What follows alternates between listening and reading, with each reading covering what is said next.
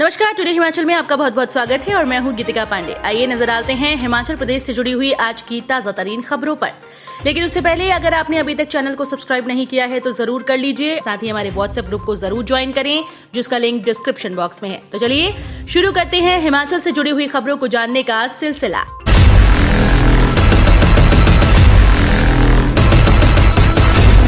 सचिवालय में बैठक का दौर। जेसीसी से पहले वित्त, कार्मिक विभाग और मुख्य सचिव ने की महासंघ से मातापच्ची।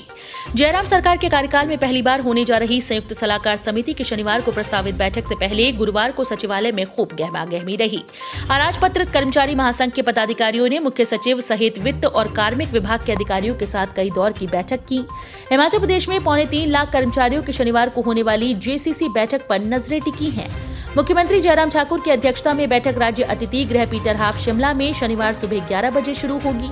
जेसीसी की बैठक 6 साल बाद होने जा रही है। बैठक के लिए महासंघ की ओर से सरकार को 62 सूत्रीय मांग पत्र सौंपा गया है।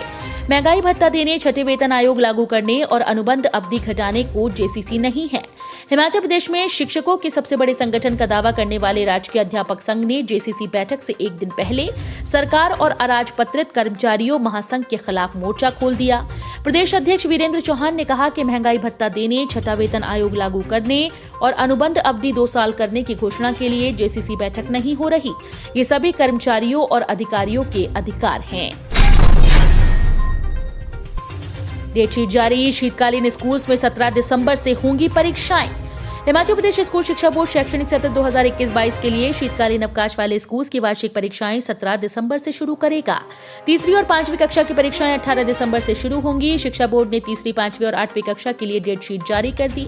ये परीक्षाएं सुबह 10 बजे से दोपहर 1 बजे तक आयोजित होंगी। परीक्षा के दौरान कोविड-19 नियमों की पालना करना अनिवार्य होगा, जबकि परीक्षार्थी व स्टाफ को फेस मास्क पहनना जरूरी होगा। मॉनसून में हुए नुकसान की भरपाई के लिए सरकार ने मांगे 11,000 करोड़।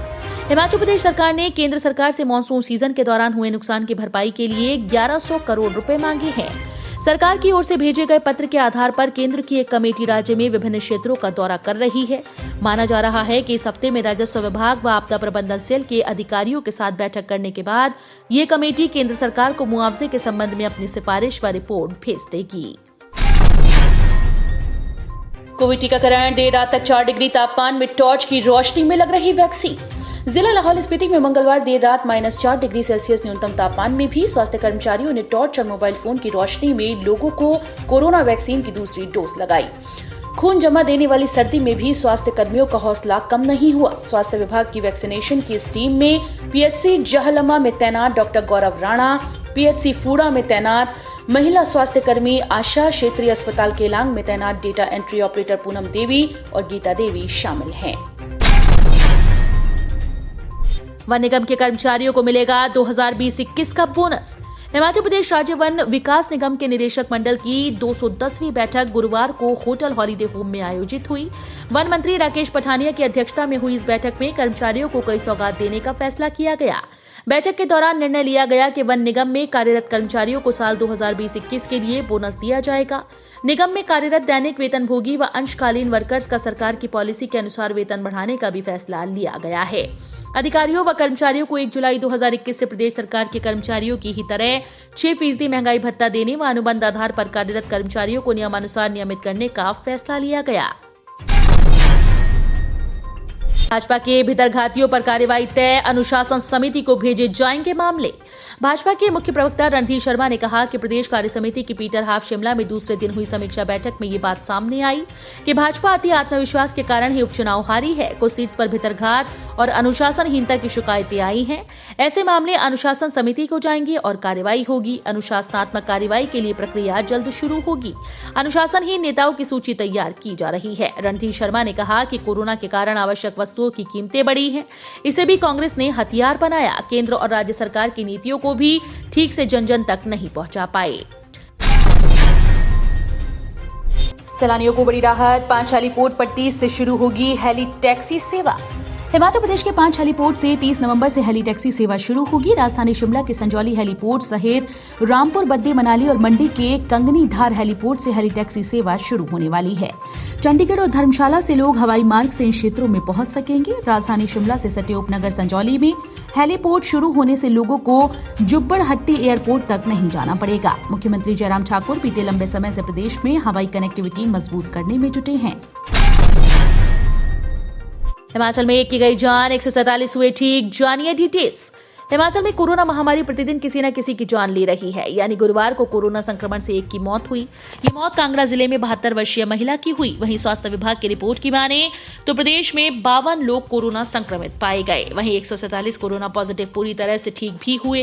हिमाचल में आज दिन की बात करें तो प्रदेश में अब तक 2,26,757 लोग कोरोना संक्रमण की चपेट में आ चुके हैं, जिसमें से 2,22,083 संक्रमित पूरी तरह से ठीक हुए। हिमाचल में अब तक 3,822 लोगों की कोरोना महामारी से जान जा चुकी है। केंद्रीय मंत्री की गोद ली, पंचायत में स्वच्छता के दावे हवा हवाई, लगे कचरे के ढेर। हिमाचल प्रदेश के जिला हमीरपुर के मुख्यालय में कुछ साल पहले निर्मल पंचायत का दर्जा हासिल करने वाली अणु पंचायत में स्वच्छता के दावे हवा हवाई साबित हो रहे हैं। इस पंचायत को केंद्रीय मंत्री अनुराग ठाकुर ने भी गोद लिया था। इस पंचायत के वार्ड नंबर 4 में सीवरेज की गंदगी सीधे नाले में छोड़ी जा रही है और लोगों द्वारा कचरा भी यहीं फेंका जा रहा है। स्थानीय लोगों का कहना है कि अणु पंचायत का ये क्षेत्र नगर परिषद हमीरपुर के वार्ड नंबर 3 के साथ लगता है। लोगों द्वारा नाले के साथ लगती खेतों में खुले में कचरा फेंकने के कारण वहां जमीन के मालिकों ने खेतों में बिजाई करना भी बंद कर दिया है। हिमाचल को मिले 15 जूनियर इंजीनियर, HPSSC ने घोषित किया फाइनल रिजल्ट। हिमाचल प्रदेश कर्मचारी चयन आयोग हमीरपुर ने जूनियर ड्राफ्टमैन के बाद अब जूनियर इंजीनियर पोस्ट कोड 825 का फाइनल रिजल्ट घोषित कर दिया। इसमें 15 जूनियर इंजीनियर के पद पर चयनित होने के योग्य घोषित किए गए। रिजल्ट निकाले जाने की पुष्टि हिमाचल कर्मचारी चयन आयोग के सचिव डॉक्टर जितेंद्र कंवर ने की। कूड़े को लेकर पड़ोसियों में मारपीट, ईंट व डंडों से किया हमला। हिमाचल प्रदेश के जिला ऊना के बीनेवाल क्षेत्र में कूड़े के ढेर को लेकर पड़ोसियों में मारपीट का मामला सामने आया। मारपीट में ईंट व डंडे से हमला होने की बात सामने आई है। हमले में एक महिला और उसका बच्चा घायल हो गए। वहीं मामले को लेकर एक महिला ने पुलिस के पास पड़ोसी के खिलाफ शिकायत दर्ज कराई। घोषणा पत्र में किए गए वादे निभाए बीजेपी, नहीं तो 2022 में चुकानी पड़ेगी कीमत। हिमाचल उपचुनाव में मिली हार पर राजधानी शिमला में बीजेपी का मंथन चल रहा है। बीजेपी के बड़े नेता शिमला में जुटे हुए हैं। इसी मंथन के बीच Himachal Pradesh corporate sector officer association ने सभी नेताओं को अपने मांग पत्र सौंपे। इस दौरान एसोसिएशन के अध्यक्ष देवीलाल ने बीजेपी पर जमकर अपनी भड़ास निकाली। उन्होंने कहा कि अभी तो नोटा ने उपचुनाव में बीजेपी को हार का स्वाद चखाया है। यदि बीजेपी सरकार ने घोषणा पत्र में पेंशनर्स के साथ किए वादे नहीं निभाए तो 2022 की राह बंद कर देंगे। काम की तलाश में आए नाबालिग से किया गलत काम, आरोपी गिरफ्तार। हिमाचल प्रदेश की राजधानी शिमला में नाबालिग के साथ कथित कुकर्म करने का एक मामला सामने आया है। बालूगंज थाना क्षेत्र के तहत एक नाबालिग ने 31 वर्षीय व्यक्ति पर कुकर्म करने का आरोप लगाया। बताया जा रहा है कि आरोपी ने शराब के नशे में इस गलत कार्य को अंजाम दिया। पुलिस ने मामला दर्ज कर आरोपी को गिरफ्तार कर लिया है। तो ये थे हिमाचल प्रदेश से जुड़े हुए आज के ताजा तरीन समाचार। उम्मीद करते हैं आपको जरूर पसंद आए होंगे। थोड़े से भी पसंद आए हो तो चैनल को सब्सक्राइब और वीडियो को लाइक करना बिल्कुल ना भूलें।